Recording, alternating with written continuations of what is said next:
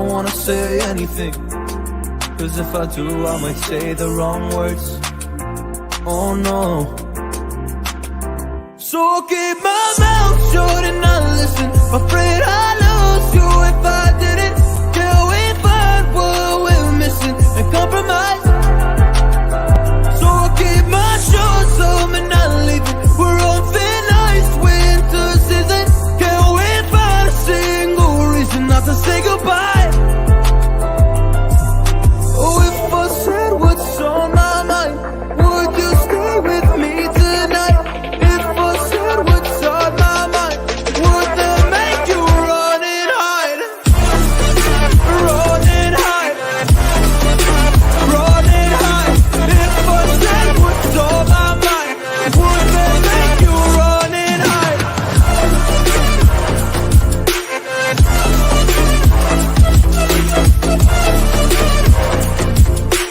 Would that make you run and hide? Run and hide. Run and hide. Oh, would that make you run and hide? Don't know what to do anymore. I'm out of options, nothing's working. I'm out of service. Come help me now, I'm fucking nervous. I'm trying but can't scratch the surface. So I'll keep my mouth shut and not listen. Afraid I lose you if I didn't. Till we find what we're missing and compromise. So I'll keep my shoes up and not leaving. We're on thin ice, winter season. Can't wait for a single reason not to say goodbye.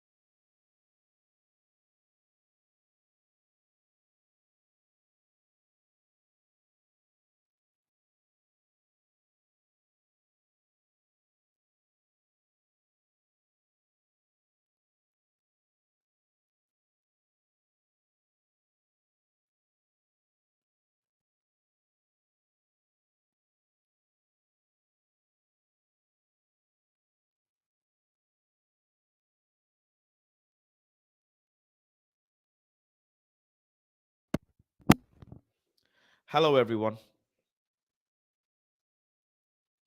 Welcome.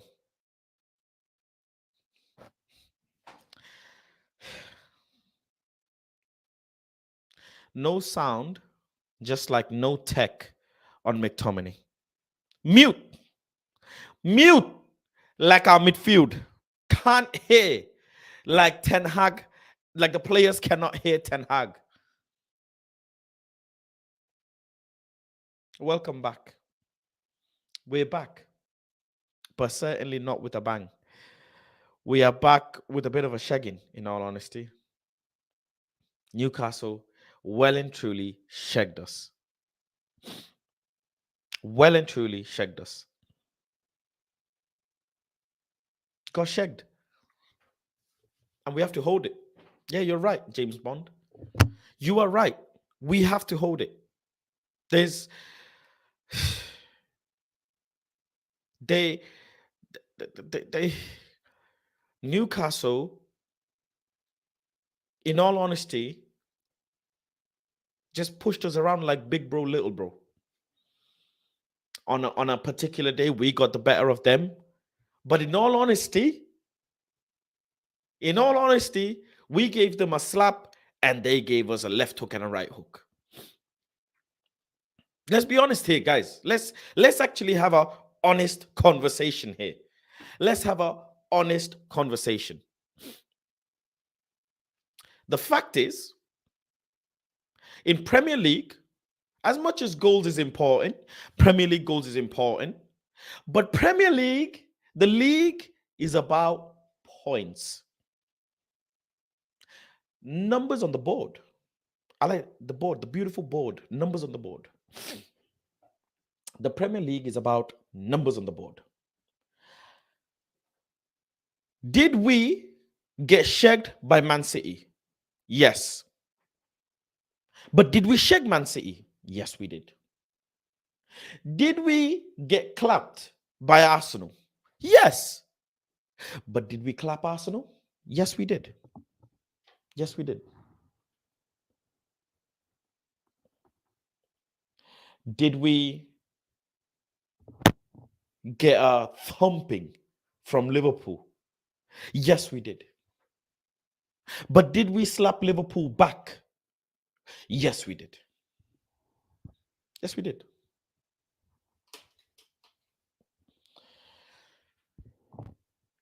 We still have to play Tottenham, second leg in the Premier League. But did we already slap Tottenham? We slapped them. Move, little boy. We slapped them. Newcastle in the Premier League, though, we tried to slap them and we failed. Instead, they slapped us back. This is the true, what the fact is, Newcastle slapped us back. Did we get the win on them in the Carabao Cup? Yes, we did. Yes, sure. Carabao Cup trophy, 100. Fantastic. Love it. But in the Premier League, how many points did we snatch, take, pull, whatever you want to call it, from Newcastle? The answer is 1. We just collected 1 point. So who is the winner at the end of the season between Newcastle and us? It is Newcastle. Because to them, this is a huge job. Because they took 3 points from us. We came to their house and they slapped us and sent us back home. They came to our house, we couldn't slap them. Big up to James. Welcome for joining, James. How you doing? I'm good, man. You? Yeah, I'm okay.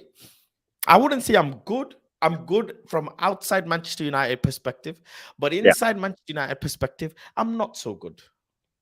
Yeah, it was a tough watch yesterday, man. It was a tough watch. Very tough watch. Very tough watch.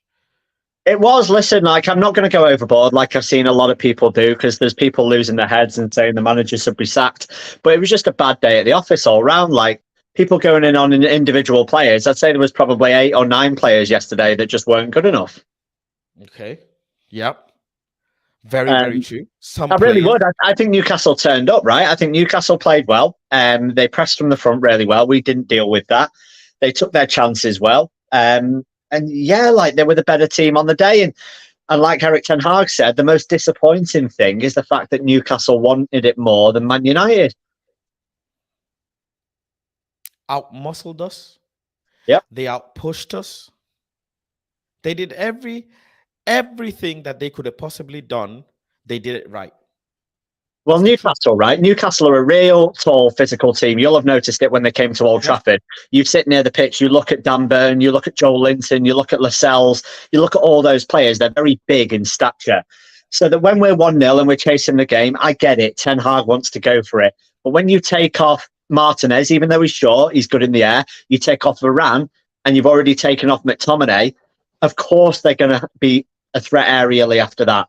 Of course they are. They're already an aerial threat. They've already got the beating of Man United in the air. You then take off your probably best 3 headers of the ball, replace them with Lindelof. It was always coming. There's a lot of, obviously after a defeat, there's a lot to address and a lot to discuss. But the fundamental is I think one of the main culprits for yesterday's result, in my opinion anyways, one of the biggest issues, you can say midfield, whatever, sure. We'll always say midfield. But yesterday, Marcus Rashford was horrible.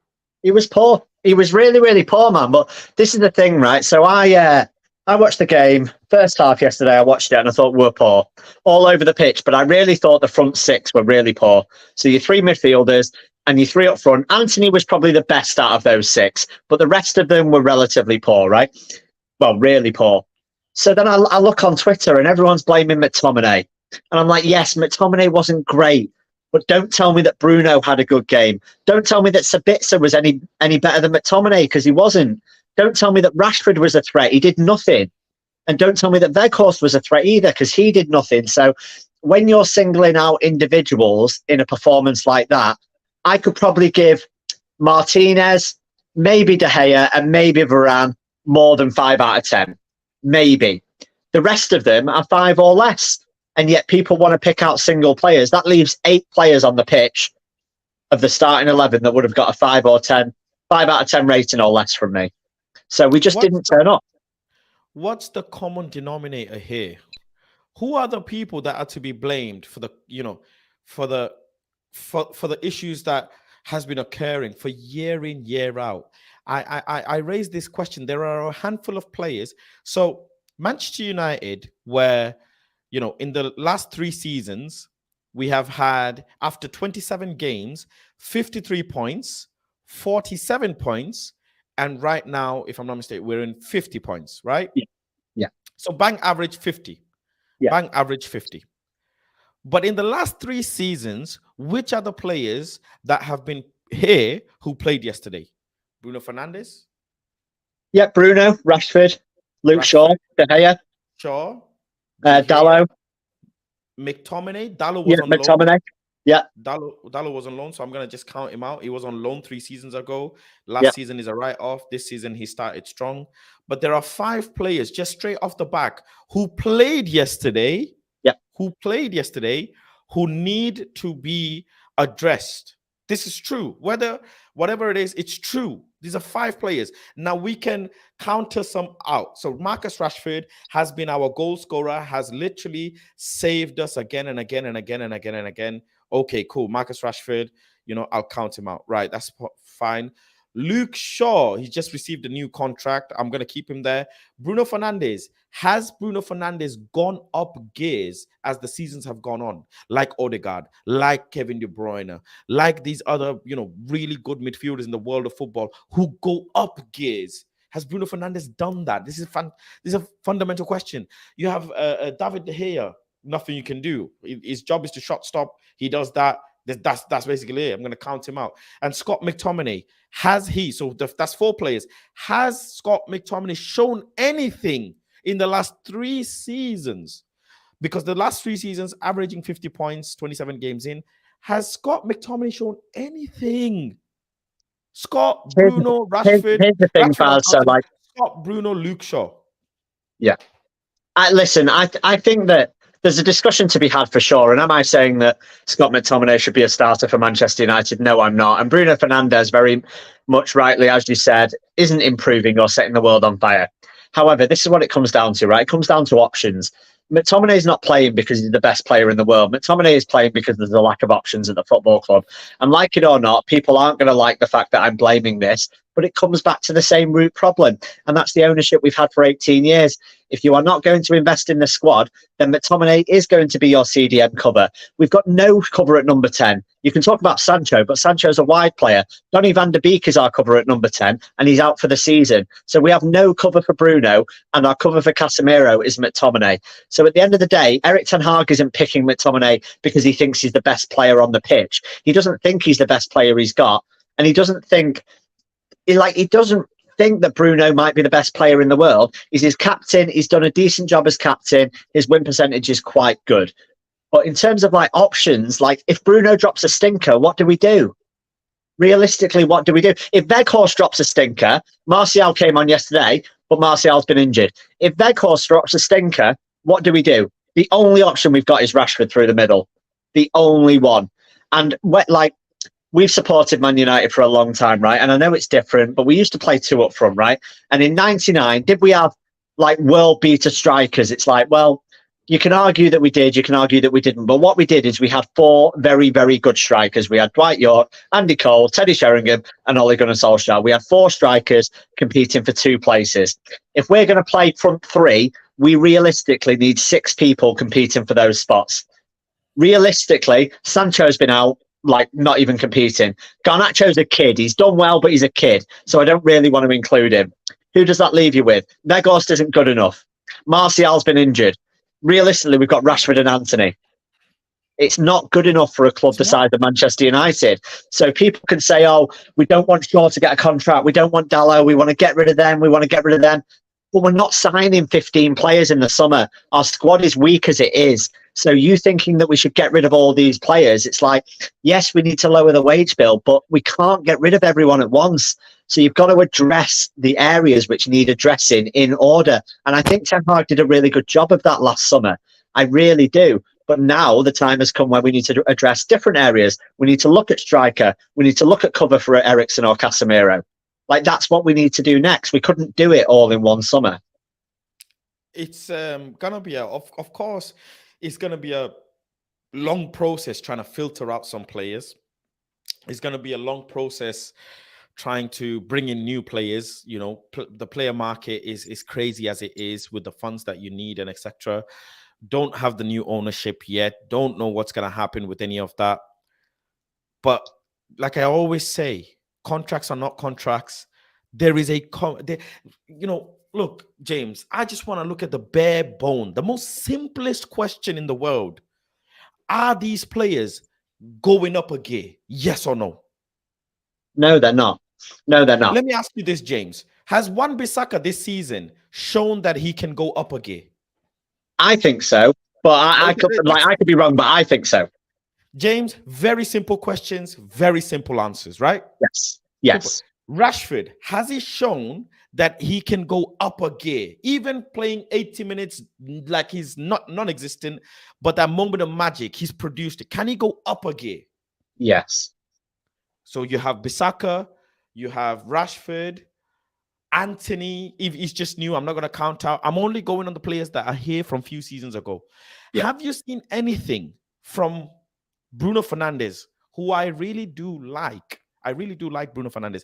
But have you seen Bruno Fernandes in any moment go up a gear and create a moment of magic? Have you seen anything like that?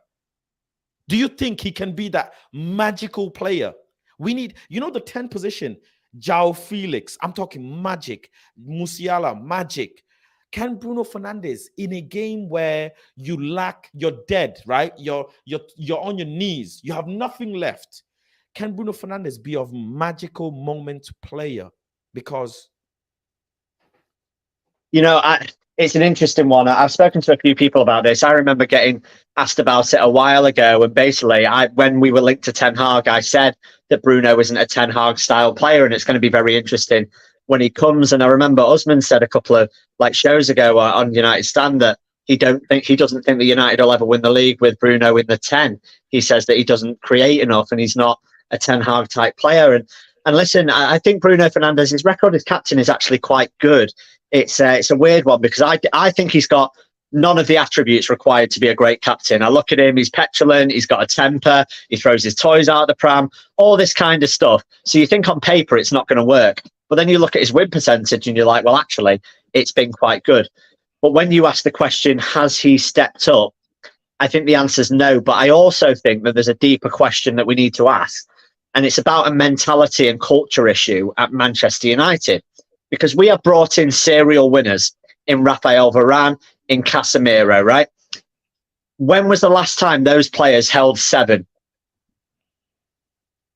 They don't hold 7, they don't hold 6, and they don't hold 4 unless they're playing Barcelona. So there is something at Manchester United where it all crumbles. Something falters, it's just not the club that I grew up watching. It's really not. You shouldn't have Steve McLaren and other members of staff telling the players to go and applaud the away fans after a defeat. You shouldn't have that. That's a given at Manchester United. You go and clap the fans that have been cheering for you all game, especially after a performance like that. You shouldn't have to be told, right? There's something very much wrong. And I say it over and over again, but this last 18 years, there's been a massive disconnect from the club to the fan base. It never used to be like this. even when we were winning titles and stuff, it never ever used to be like this. We were always connected to the club. Now we go and pay fortunes for an away ticket because we can't get one in a ballot. We go and stand there, we cheer them on for 90 minutes and they don't come and clap. What's that about? The mentality issue and the culture at Manchester United is dead at the moment, mate. Griggs, how you doing? What's up, bro? I'm doing good. Can't hear you. Can you hear me? No, your volume's very low. Speak louder. Yeah. Are you there? Yeah, can you hear me now? Yeah, that's better. That's better. Yeah, how you doing, That's bro? better. Talk to me about yesterday. How you feeling? What's going through your head? I'm kind of over it already. Just we're not good. It's as simple as that. That's pretty much all I can say. I mean, I know the issues at the club. They have to get addressed in the summer. We're not gonna have a good performance the rest of the season. Just somehow try to get wins. That's pretty much my mind at right now because the build up is shit. The midfield is shit. The attack is shit. Our coaching is shit. Everything's shit. So that's all I can really say at the moment. Yesterday, one of the biggest things that I noticed, obviously I've watched the game back, I've broke it down quite a bit. First thing first, Marcus Rashford, his press was atrocious yesterday. Absolutely atrocious. He can score goals and etc., which is fantastic. We love him for that. We love him for the player he is. But just on yesterday alone, he did not press anything. He didn't press zilch. He presses in a way, and the same thing with Wout Weghorst. Wout Weghorst runs and this, that. That's not a press.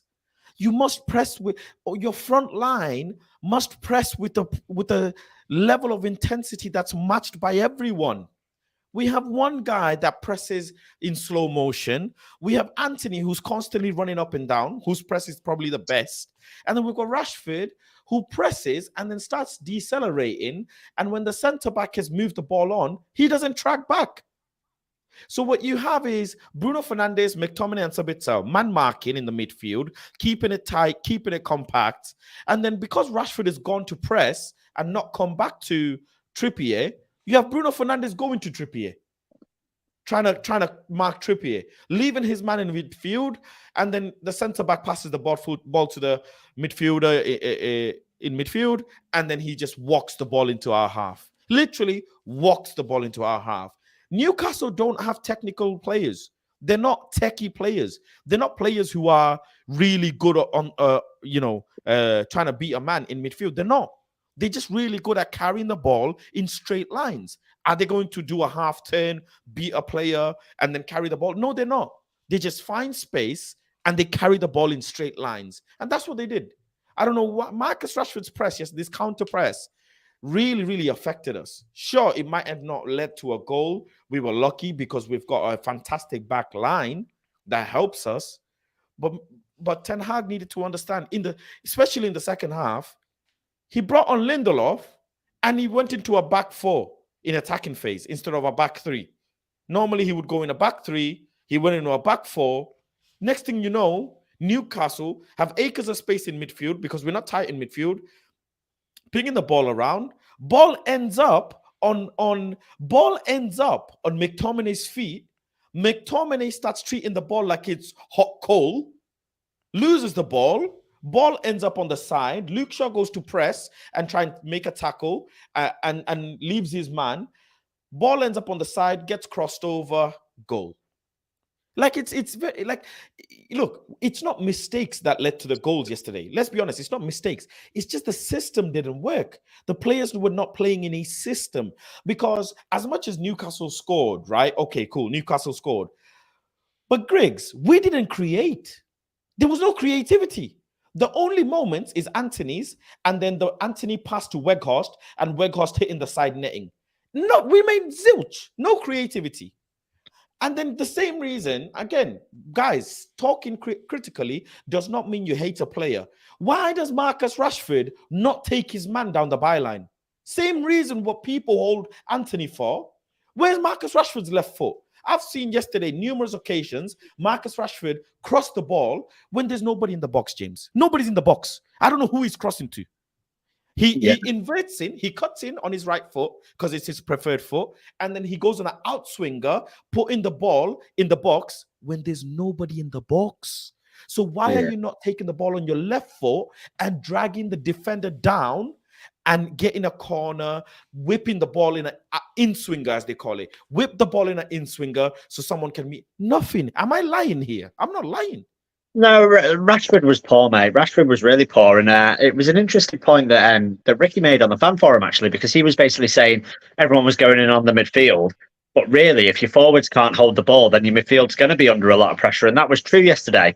Between the three forwards, we just couldn't hold the ball at all. So, were the midfield good? No, they weren't. But were the forwards good? They weren't, and Rashford was definitely part of that. But here's something that people are going to get on at me for, right? Because they're going to see it as me defending Scott McTominay, and I'm not. He was awful yesterday. Absolutely awful.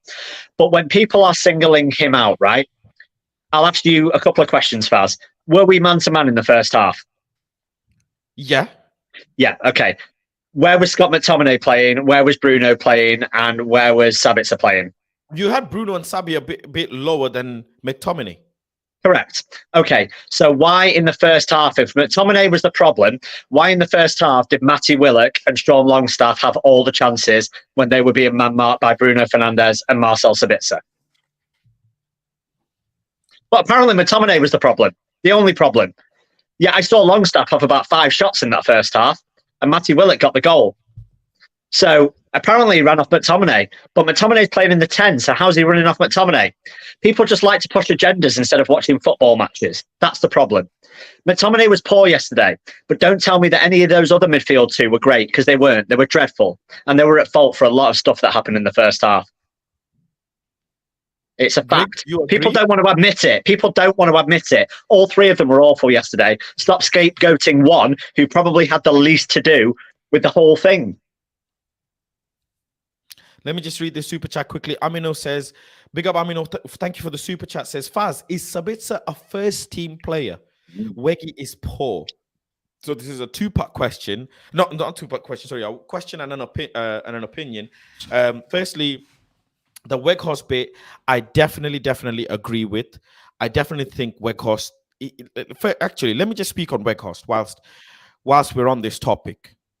And I'm sorry if I come across harsh, but I really need to get it off my chest. Wout Weghorst gives you zilch. Zilch. He gives you nothing. You just like him because you like his face. You like him because Ronaldo's gone and you wanted a striker and you got a striker from Alibaba. That's what you got. That's why you like Wout Weghorst. People who like Wout Weghorst like him for fuck all. He does fuck all. He can't even get a shot on fucking target, and he's a striker. He don't do fuck all. A chest and controlling the ball with your thigh, even James can do it after his surgery. Even James can do it. It's basic shit. It's the absolute basic shit. I know League 2 strikers that will ping the ball from fucking halfway line and be able to score a goal.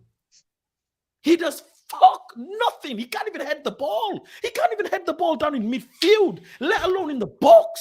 But I don't understand why Man United fans love to just unnecessarily caress players, man. I don't fucking get it.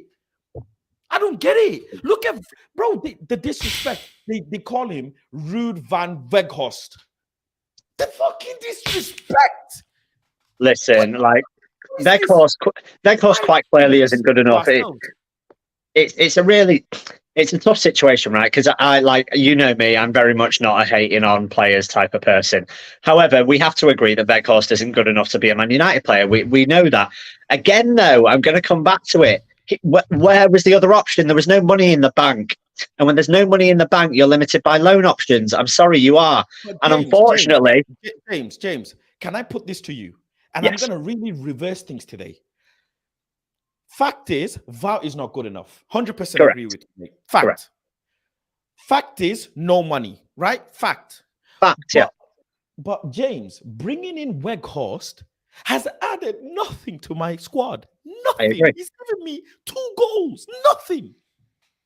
4 million I paid. I paid 4 million for the loan for zilch. Right, okay. So you played 4 million, anything. So you What's he paid for given? Other than sorry, James.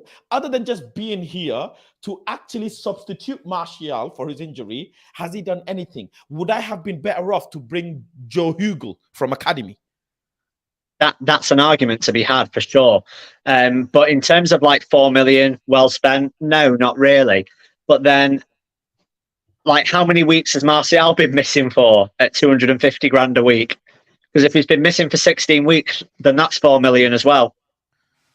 This James, club, please, this you've sent my. So wait, 250 grand, 16 weeks. is 4 mil. That's 4 1, mil. 2, 3, 4, 4 months. That's 4 Yeah. million. Yes, correct. Anthony Martial costs us £1 million every month he doesn't play. Yet people on here want to run around with them as his avatar and as his profile picture and suck him off and call him a techie baller. You go and spend £1 million on him every month to watch him come on for 20 minutes and start 20% of games. And you'll understand why you think I've got an agenda against Anthony Martial. I don't. I love all players that play for Manchester United. But the key part of that statement being play for Manchester United. That's the problem. If you don't play for Manchester United because you're not available, then I can't get behind you. And all I hear from people on Twitter is blaming Ollie for injuries. Well, guess what? Rashford's playing. Apparently, Ollie broke Rashford. You know what, James? You have made a very good point. And the thing is, your point isn't even something that you've just like made. This is like it's just out there and we haven't even thought of it. No. People don't want to think it costs us £1 million. million a month. Yeah. I knew that because I know his wages, but I never thought of it like that. Wow. £1 million a month.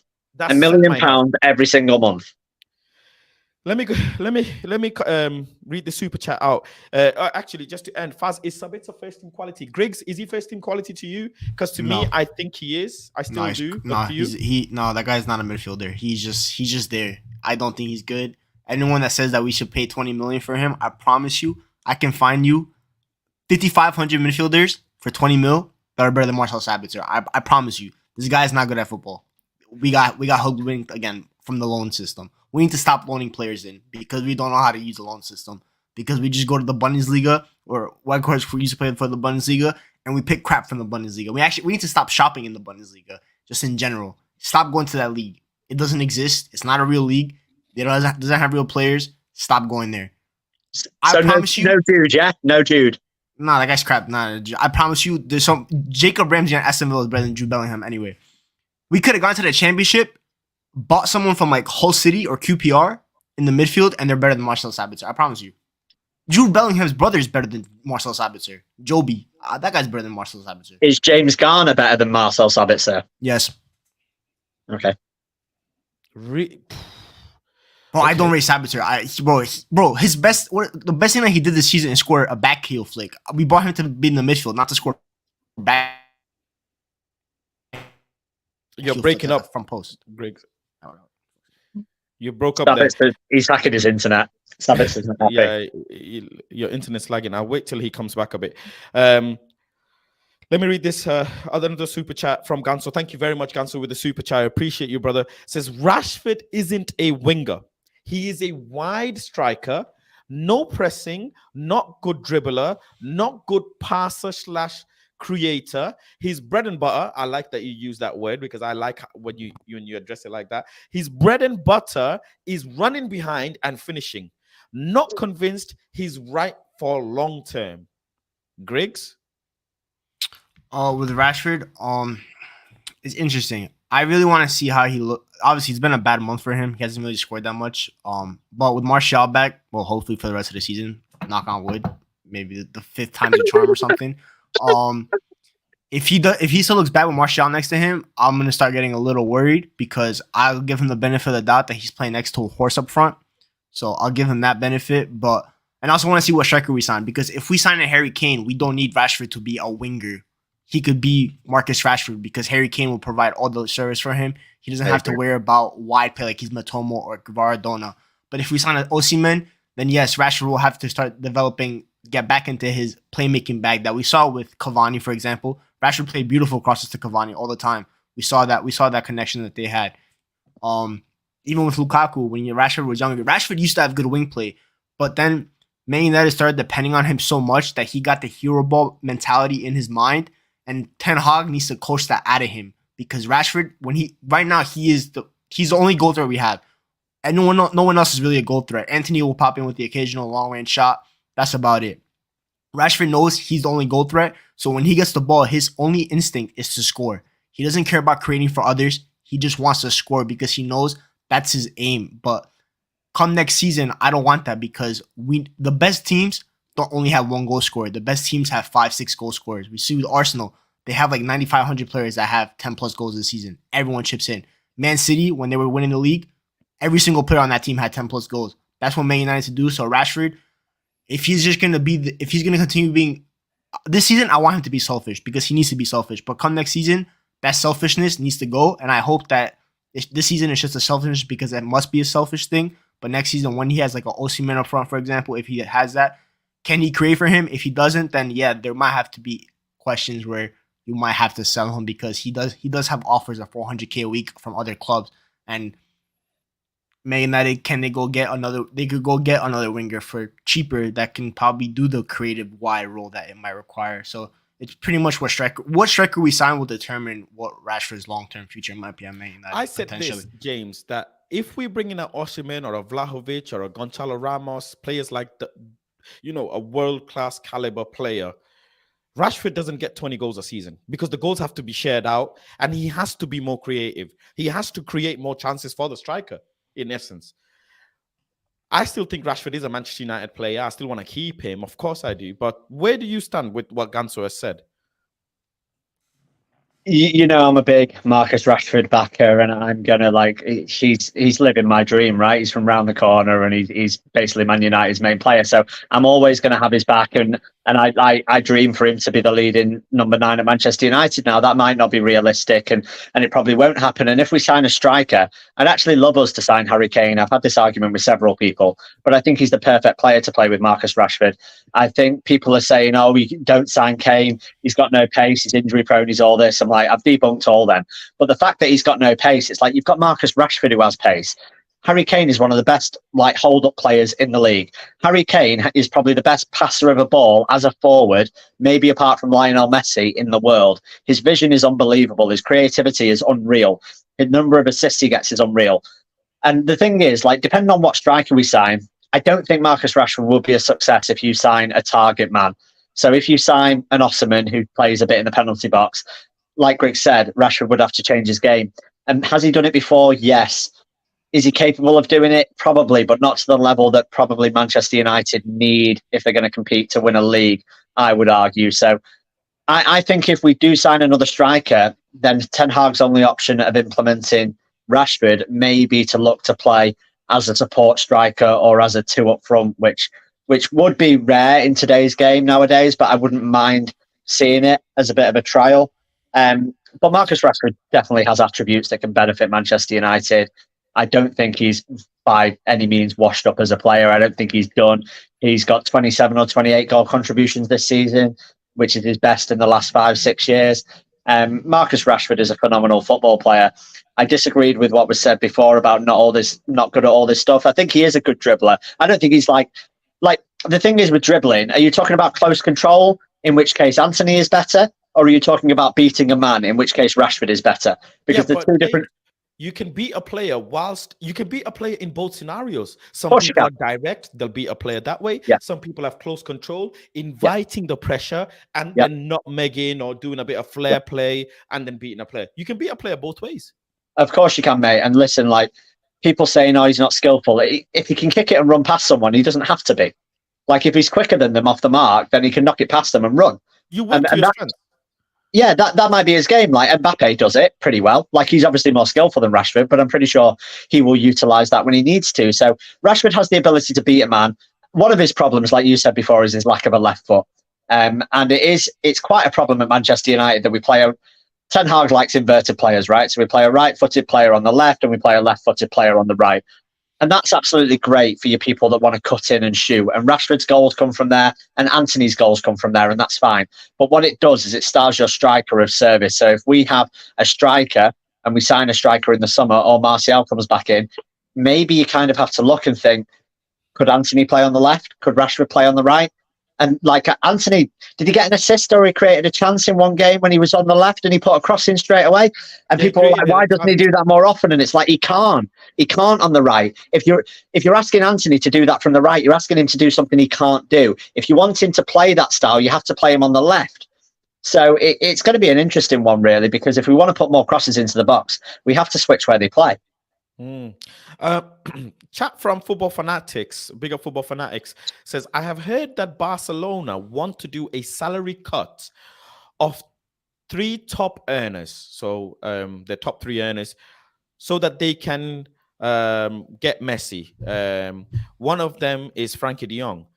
Do you think that Frankie de Jong will take another salary? Well, he's already taken a salary cut, but do you think Frankie de Jong will take another salary reduction? I hate the name Frankie de Jong. I'm tired of listening about the name Frankie de Jong. He's not coming in the summer. People need to get that through their heads. He is not coming in the summer. What Murtaugh will do, what we should do is ask him one time, do you want to come to Man United? If he says no, hang up the phone, give it up, it's over. Or worry about all the sayings that it's over. It's not happening. Just give it up. The guy wants to play at Barcelona. He probably wants to get married at the Camp Nou. He wants to live at the new camp. He wants to sleep there. He wants to do everything over there. He does not want to come to Manchester United. Barcelona is his dream club. He's starting now. Xavi sees him as a future cog in that team. He doesn't want to come here. It's fine. There's a bunch of fish in the sea that we could go get midfielder. You could go get Romeo Lavia from Southampton for 40 mil, and he could do a job. Ugarte, the guy that's at Sporting that dominated Arsenal, he could come in for 45 million. He has a release clause of that much. There are plenty of midfielders in the sea. It's not like Frankie de Jong's a striker where the market's kind of limited over there. Midfielders, you can find midfielders in every single division of football. I promise you, Frankie de Jong, if he doesn't come, it's not the end of the world. Just give it up. It's a dream. Not happening. For me, you chase what you love, and I'm going again for Frankie de Jong. I just want to put that out there. You must chase and you must fight for what you love. And Frankie de Jong is right up there for me. I have to. I know what you mean, but there are other players that you can go and get, sure. But if I'm gonna almost blindly back Ten Hag, I have to blindly back his decisions. And Frankie de Jong was his guy, and unless Ten Hag actually has a Frankie de Jong 2.0 somewhere in Europe, somewhere in the world, somewhere in there's one South in the squad America, that he doesn't use. But I mean, if he has someone like that, then sure. But for the it's like Ten Hag is hell bent over having Anthony. He's hell bent. So if he's hell-bent over Anthony, who actually has really good things off the ball, just so many things that he does so well. His press is really good. His defensive work is really good. He's good at keeping possession of the ball. He doesn't give away stray passes. Obviously, he's now slowly started to create chances. He's got some really fantastic goals for us this season that doesn't get spoken about enough. They should be in contention of, goal of the month and etc. And he's hell-bent over him. Then if he's like that with Anthony, imagine how obsessed that he is with Frankie de Jong. And especially a manager who has an obsessive, stubborn personality. He has a system that he sticks to, and we're not moving away from that system. If he needs to get Frankie de Jong for that system, he needs to get Frankie de Jong, because let's be honest, Griggs and James, there's no other player that I have seen anyways, you guys might have, who can come in centre-back position, collect the ball, turn and beat a press, go in midfield, drop a shoulder on a player, beat the man, and then carry the ball another 5-10 yards right into the opposition's final third, and then make a very, very acute, smooth pass to a winger or someone else and leave the ball, and also, come back to his position. Not many players do that at the highest level. I'm interested to know who Griggs thinks in our squad can do it. Are you talking about Kobe? No, I think Zidane Iqbal has Frankie de Jong tendencies. Absolutely disagree. Totally disagree. He has some tendencies. I don't think he could do it at the level, obviously, but if the proper coaching, that guy can pick up the ball and drive at players. We saw what he did for Iraq in the international tournament. He beat like 4 or 5 players and then played the ball over the top. So he has the potential. Obviously, I'm not saying he should start, but he has a potential with the right coaching to kind of be that profile off the bench maybe. But for me, with Erik Ten Hag, based on rumors, he wants an 8. I think he doesn't want the deep line playmaker anymore, especially if we're going to keep that goalkeeper, there is no point in passing the ball to the center back because we're not going to be able to do it. So might as well. If you're basing international football on your hyping up a player, why are we not playing Scott McTominay when he scored 2 against Spain and 2 against Cyprus? Well, we did. We played him at the 10. He was garbage there too yesterday. But why are you not hyping him up? I think Zidane Iqbal still, because I've seen what Scott McTominay can do on the bad level. Zidane Iqbal, we haven't seen him play senior football, so we don't actually know what he can do and what he can't do. So we haven't. That's the thing with Zidane Iqbal. People say that he's too young. We haven't seen him play, and the limited I've seen him play a lot. I genuinely, I have. I've seen him play a lot. He's very talented, very, very talented. But like a lot of people of that ilk, he's just not ready yet. I'm a big fan of Charlie McNeil, not ready yet. Big fan of Kobe Minu, not ready yet. Big fan of Charlie Savage, not ready yet. Zidane Iqbal, not ready yet. If you're asking him to do the job that a Frankie de Jong could do, he's 2, 3, 4 years away from that. No, I'm not saying that. I'm not saying he could like start for Man. I'm saying, but like off the bench, maybe in a couple cup games, for example, that he hasn't played in the season that he should have played, for my opinion, against like who we play Reading. Why did Zidane Iqbal not play? Why was Fred playing? That's those kind of games Zidane Iqbal should have played, so he could kind of get the experience, because Man United blocked his loan moves in the winter. He was meant to go to the championship on loan, and Ten Hag shut down all the loan offers, and then he didn't give him game time, which for me is detrimental to his development. And I hear this argument all the time that we should play the youth in the cup, but controversial opinion. But there's no way we would have won a cup, be in a semi-final and be in a quarter-final had we played all the youth in the cup. You've got to realise that there's a big difference between youth football and men's football. And me and Faz watch a lot of youth football, and there is very, very talented players in that team, no doubt about it. I personally know the guy who coaches Charlie McNeil, and I said to him, I was like, Mark, listen, I love Charlie McNeil. Tell me how good he's going to be. He said, James, he said, absolutely great player, nowhere near ready. Nowhere near. Let me also say this. Yeah, big up Mark, the academy coach, top man. I spoke to him after the Arsenal game as well. Very nice chap. I must say one thing. You have to understand, the players could be good, but they are, in essence, right, competing for Casemiro's position. They're competing for Eriksen's position. They're competing for Bruno Fernandez's position. This is levels. There's huge levels to this. Rico Lewis wasn't rated when he played academy ball. Not that highly. Not that highly. Boom, came out of nowhere. I've spoken to the people who are in Man City facilities who said the same thing. Just came out of nowhere. Boom. It can happen. Players who are in academy as well. I know players in Man United academy who used to bench Garnacho. Yeah, they would bench Garnacho. Garnacho would not play over them. And look at Garnacho now. So it's a yin and yang. We can say, I totally agree that Zidane Iqbal, there's a profile there. Sure, there is definitely a profile there, but there is way, like this is way, I'm talking 3 years of fully development. People are saying bring Ahmad back next season. Absolutely disagree. Totally disagree. Ahmad Iqbal is in the next Ronaldo. He's not. You know, Tim, like, if you ask me, he's got way more to go. Way more to go before he can start sustaining pressure of first-team football in Manchester United. He might sustain pressure of first-team football in a different team, but with Manchester United, it is a different scale. I get that, but that, in a sense, that's kind of overrated, because we also have a bunch of players in the squad that aren't good enough for Man United to begin with, that can't sustain pressure, that are much older. Like, you can't tell me that Donny van de Beek is a better footballer than Amad Diallo. I don't care. Amad Diallo can do more than Donny van de Beek. I agree. So there are a lot like Amad Diallo. Yeah, he's not ready to start for Man United, but he's ready to contribute for Man United. There's a difference. That's a lot of people on Twitter don't understand that. When we say we want the youth to play, no one's saying start. We're saying contribute, like minutes, like 15-minute cameos and stuff like that, so they can kind of get the feel. Otherwise, send them on loan. That's why for me, the Zidane Iqbal one is the one I stand out, because he should have gone on loan in January. He needed a loan move because he needs to bulk up, obviously. And we've seen with all our championship loans this year have all been successful. Alvaro's bulked up a lot of pressing. He's been impressive. Hannibal Mejri, he's learned a lot in the midfield at Birmingham. And now he's starting for Tunisia again. He got the manager's trust again. Amad Diallo has been one of the best players in the championship. Not even just one of the best players at Sunderland. He's been one of the best players there. So, for me, example, Amad Diallo, he could get minutes. I think Hannibal could get minutes. No, like, they shouldn't start, but they should get minutes, train with the first teamers, learn from them, and be ready to contribute, because there's a lot of players at the club that are 5 years older than them that aren't as good as them. Right, listen, like on the subject of youth players, right? So last thing I'm probably going to say on it, I like ignoring the class of '92, and then so obviously going into the millennium years, right? So like post 2000, the top 3 players that I've seen in the youth team, for one reason or another, are nowhere now. I've put Mason in there. Mason's one of the top 3 players, broke all kinds of records at youth level, unbelievable player. But the other 2 are probably James Wilson and Angel Gomez, both nowhere now.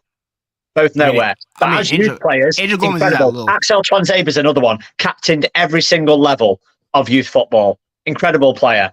Hasn't really done it. You can say he pocketed Neymar or Mbappe against PSG, but he's not really done it in the men's game, to be fair. So 3 out of your best 4 players in youth setup have not made it at Manchester United. So I want youth to work. I want nothing more than to see local lads from Manchester go on and put the United shirt and have a career. But unfortunately, we've witnessed the class of 92 and we've kind of bought into this thing that because we're Man United and we've had a youth player in the squad for the last, since 1935, that youth are the future. Youth should be embedded and utilised in certain scenarios. But if we think they're the answer long term, I think you're going to be surprised about the actual amount that make it at Manchester United level. I agree with that. I think per class, maybe you get 1 or 2 that might make it. Per class, you might get 1 or 2 at this stage. Maybe. So for this example, for this class, Kobe Mino is probably the one that's going to make it the most because he's the highest rated one and he has all the tools. But they might not make it at Man United, but they're going to be for me, for example, Hannibal, if he doesn't make it at Man United, I promise you, he'll probably go to League One and he'll tear it up there. Just like Angel Gomez is now. He's doing fantastic at Lille. I think he got a goal and assist on Sunday. He plays deeper there now. He's been good. Amad Diallo, for me, every single time I've seen that guy play against a first-team opposition, he's been good. Even Man United, that late run in the 2021 season, against Leicester, he got the assist for Greenwood. He was really good in that game. In that game against Wolves, which was probably our best performance that season, in that final game, he was putting on passes for days to the striker and the forwards. He put Daniel James around goal, and that guy fluffed it up. So I just think for me, they can contribute. Amad Diallo, especially because the guy he's not just some random guy. He was a top 20 wonder kid when he was coming through from Atalanta. Juventus wanted him. Everyone wanted him. So there is a talent there. And now the loan, I didn't think that he should have gone on loan this year. I was wrong about that. I didn't like the Sunderland loan. That's probably the biggest mistake I've seen this season because that loan move, Tony Mowbray, I think, is their manager. He's managed him perfectly. That's probably our best loan move that we've done in years for our youth player. And next season, Ahmad for me should be in that 23-man squad because he can contribute. For me, I think he's better than Pellistri in my opinion. I think Pellestri's a good player, but I think Ahmad's ceiling is much higher. It's close. I like them both. For me, Amad Diallo should go on loan again. I wouldn't be averse to another year. One season on loan, comeback is not enough for me. Not at that age, anyways. Go on another loan. Championship Faz or another league. I would actually like him to go to a different league, get a different bit of football, different environment, different system, different style, different competition. Go on another league, still obviously high level, and then go. Look, I just watched 95 minutes of Joe Hugel. Yeah.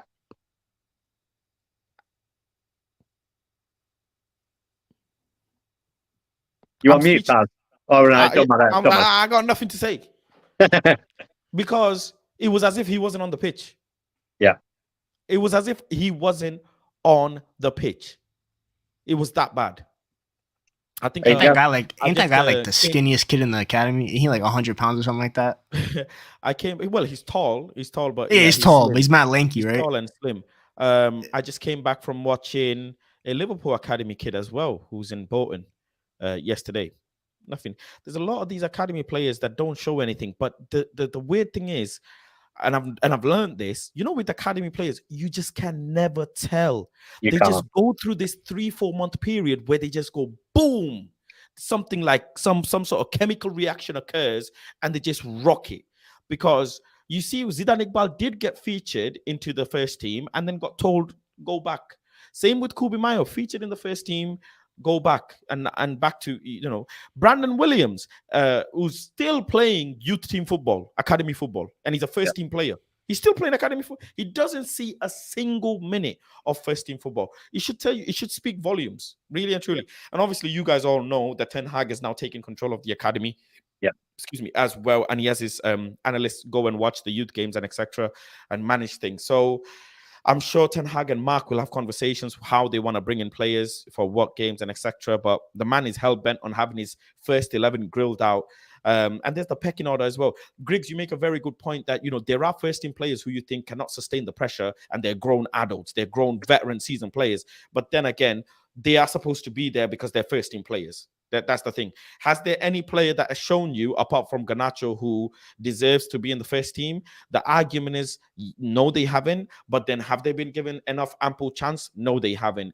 Are we in a place where we can give them enough chance? No, we don't. It's a hit and miss. At this point, no. But Listen, I think the chance was there in the winter period. That was the chance for me to implement. Sure, but the thing is as well, Ten Hag did bench Kudus when Kudus was in Ajax. He barely used him. Ten Hag benched Martinez on his first season. Ten Hag benched Gravenberg and didn't use him enough. I think there is a way he wants to bring his. There is a very strict way he brings his youth players through. Very strict. It's like, unless you are ready for war, he's not going to bring you in. Simple as. He's not going to bring you in if he thinks opportunity, whatever. Unless you are ready, he's not bringing you in. And you've also got to realize, right? You talk about using them in the winter period. In the winter period, Ten Hag took the youth lads, along with McTominay and a couple of others, to Spain. We played 2 friendlies and we lost both. We didn't play well at all. We lost to Betis 1-0 and we played another game and we were really poor. So Ten Hag very much saw the youth in that winter period, and he will have seen that they weren't good enough, unfortunately. So it's not like he's not seen them. Like Faz says, he's taken charge now. He's got links with the youth team. He goes, I've seen him down there at quite a few youth games earlier on in the season. He's got coaches there. So he sees these players. It's just people have got to realise the step up from the under-23s to the men's game. Like Charlie McNeil, right, is far too good for the under-23s. He tears that league apart the majority of weeks. Far, far too good. Looks like he's playing a kid's game. You put him in a men's game, he's nowhere. Absolutely nowhere. It's a different kettle of fish. Not only are you talking about men's game versus under-23s, you're talking about Premier League. Premier League. Our under-23s are played in like that Papa John's trophy that Bolton won yesterday. And they got knocked out in an early round by then. So it's like, you've got to realise that if you're an under-23s team and you're playing a League One team in the Cup and getting knocked out, why are you then expecting them players to compete in the Premier League when they're getting knocked out to League One teams in Cups? The level is completely different. Like, Ahmad's got a better shout because he's been in the Championship on loan. But again, how many teams have we seen in the Championship that come up with 100 points and then end up with 9 points in the Premier League? Different gravy. Completely different gravy. You can't compare Championship football to Premier League football. It's relentless. It's completely different. And there's a reason people say it's the toughest in the world. It's different gravy. It is. Yeah, it is. But we've also seen a bunch of Championship players come to the Prem and smash it at the same time. So it's like very few, relatively. Very few. I can count them on one hand. There are Premier League players that we have no idea how they ended up here. We have no idea. Like, they technically should be in League One or Championship. We don't know how they've ended up in Premier League. Just because you're in Premier League, don't mean you're in Premier. I know midfielders better than McTominay who play in League One. Way better. There's National League midfielders who are better than McTominay. Bro, I've said this a million times. If McTominay was coming up through our academy now, he wouldn't have made it at Man United. He just made it because Jose Mourinho loves the Scott McTominay profile is Jose's dream profile. Big, tall, physical, okay on the ball. He loves it. So that, and he has passion. That's why, because he came through. Would Eric Ten Hag have chosen Scott McTominay? Probably not. Would Ole? Actually, maybe Ole would have, but. Yeah, but let me wrap up the stream anyways. Big up Griggs and big up to James for joining. Make sure you go and check out James. James, where can they find you, my brother? I'm not really doing YouTube stuff, but if you follow me on Twitter, my Twitter handle's there, James_Dixon_PT, James Dixon PT on Instagram. Yeah, come and drop us a follow. Why not? Yeah, no problem, James. And how are you getting on with your finger? Hope it's healing well. All good, man. If you've not seen my video on Twitter, go and look at it. It's quite fun. If you've got an iffy stomach, don't look at it. But if you can handle gruesome stuff, go and have a look at my finger. I chopped it off. It's not fun. Well, as it stands right now, ladies and gentlemen, Manchester United are 5th in the Premier League as Tottenham Hotspur have gone up 1-0 after a penalty. So, yeah. No comment. We will see. We will see how this game obviously pans out. Let me not comment on that. Margin. So we're praying. Well, I'm praying anyways for Tottenham's downfall. Don't want them to win. Hopefully they draw. But let's see what happens. Brentford on Wednesday. I'll do the preview tomorrow. But big up to Griggs as well for joining. Make sure you go and check out his Twitter handle and everything. Griggs, talk to them. Where can they find you and what you got going on? I haven't really done YouTube that much lately. Probably should start on that. But Twitter, follow me on there, where you can see me arguing against Man United fans every single day. Hold 100 quote tweets every single day because I said top four is not secured, and they told me to be comfortable and relaxed. And then yesterday we got Pam held 4-8 to Newcastle, and now we're fifth place. But it's all good at Man United. Everything's comfy. We're gonna get top four. We're the best team in the world. Everyone's good at our team. Everything's nice and rosy and dandy at the club. Everything's good. While we have a Charlton at goal because he's horrible. But yeah, everything's good at Man United. So yeah, make sure you follow me on Twitter for a positive Man United tweets. I promise you, I'm always positive. No negativity from me. Twitter is as you know, It's a jungle. Twitter is the jungle, and you gotta understand which side of the jungle you want to be on, which corner you want to be on. I've experienced it. They hate me. I promise you, Man United fans hate me. I'm part of public enemy right now. I'm part of the public enemy right now. They hate me. That means you're speaking your true self. So you're being your true self, and you're speaking your opinions. And people don't like your opinions. That's all it is. And people, when they don't like your opinions, they want to attack you as a person rather than having a genuine conversation. I meet these people all the time. Some of them. I've never, ever in my entire life had one person come up to me in Old Trafford and challenge me. Amazing, ain't it, Faz? Amazing, because I never have either. I get all keyboard warriors saying they're going to batter me. Yeah, Old Trafford, it's always people wanting to take a picture. Yeah, never, ever have I had one person say anything to me in Old Trafford. Never. So you're more than welcome to come up to me, or Faz, and say anything you want, but people never do. You're more than welcome to speak to us anytime. And James, I'm there 4 hours early. They know exactly where you are. I'm there. Nobody said anything to me. But Twitter is, Twitter is Twitter, man. I would just take it as a pinch of salt. I just block and move on, and I've now started becoming even more where I just literally ignore them. And you know what it is? It is, the only way they can get something out of you is by you responding. That's the only superpower. Their superpower is if you respond. It's like fueling a fire. You don't fuel it, you don't give it oxygen, it's not gonna grow. So it's simple as that. But big up to Griggs as well. Big up to everybody watching. Thank you both of you for joining. I appreciate you guys. Brothers, take it easy, and hopefully we can get on another stream soon. Thank you very much, guys, and thank you to all of you guys for joining as well. Newcastle 2, Manchester United 0, Tottenham Hotspur winning, which means we're currently 5th. So when Griggs said top 4 isn't secured, he wasn't lying. And he got it. He was speaking from somewhere where he saw that possibly things could go wrong, and things have gone wrong. Brentford is not an easy game, ladies and gentlemen. I had a little bit of rest. I thought I'll leave the Newcastle game to you guys. And you guys, I blame you guys. All of you guys watching, I blame you. You should have secured the 3 points for me. Your boy was out international break enjoyment. Thought I go chill, relax, live life a little bit, come back strong, refreshed. And you guys couldn't secure me 3 points. Now I gotta go Old Trafford and bring you guys 3 points.